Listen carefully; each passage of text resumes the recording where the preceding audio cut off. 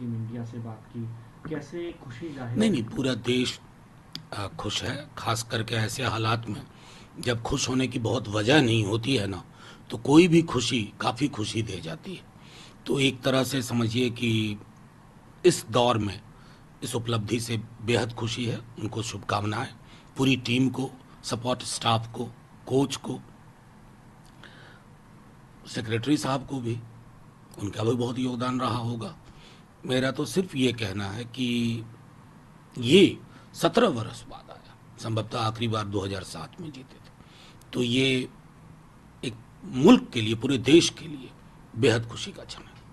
Sir, कल parliament फिर से शुरू हो, नीट को लेकर कोशिश यही रहेगी इंडिया अलायंस की या तमाम अपोजिशन पार्टीज की वो सरकार से जवाब इस पर मांगे।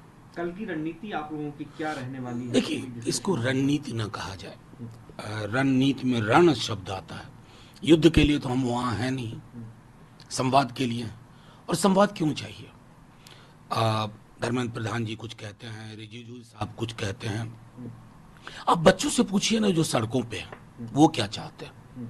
फिर आपको अंदाजा लग जाएगा कि विपक्ष अगर कुछ कह रहा है तो उसके पीछे वो उन लाखों छात्रों का भविष्य है, उनके सपने हैं। अगर उनके सपनों को तहस नहस होता देख करके भी हम चुपचाप बैठे रहें तो क्या इतिहास माफ करेगा हमें? ये मूल्यांकन का आधार होना चाहिए। लेकिन रविशंकर रहे हैं खासतौर पे एलओपी को लेकर कांग्रेस के, कि वो क्या चाहते हैं।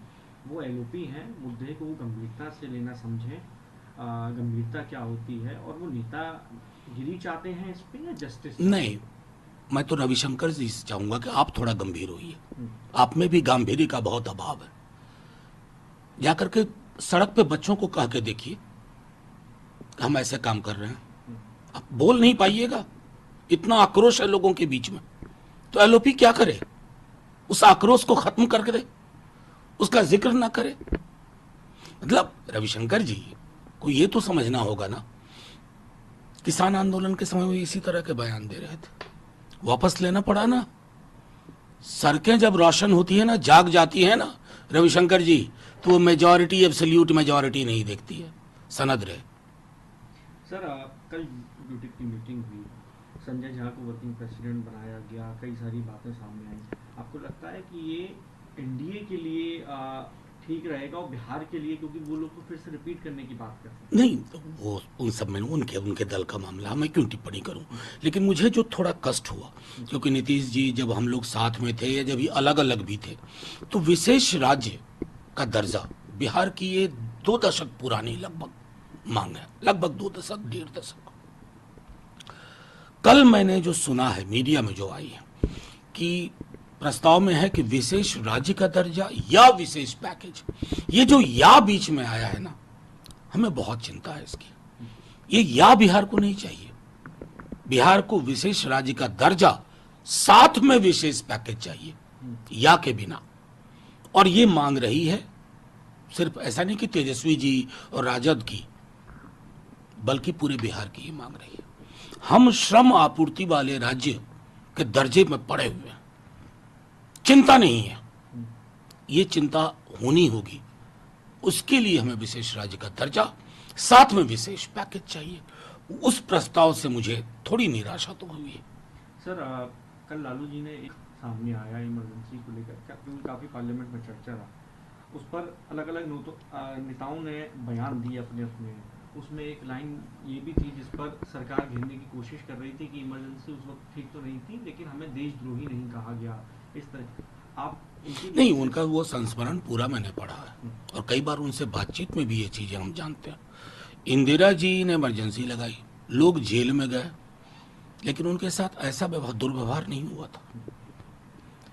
दूसरी चीज, वो डेमोक्रेट भी थी, लोगों के एडवाइस के खिलाफ जाकर उन्होंने चुनाव कराया।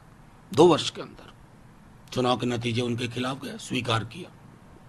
यहां तो सीट कम हो गई है, स्वीकार ही नहीं पा रहे, उसी मूड में है आपकी बार 400 पार।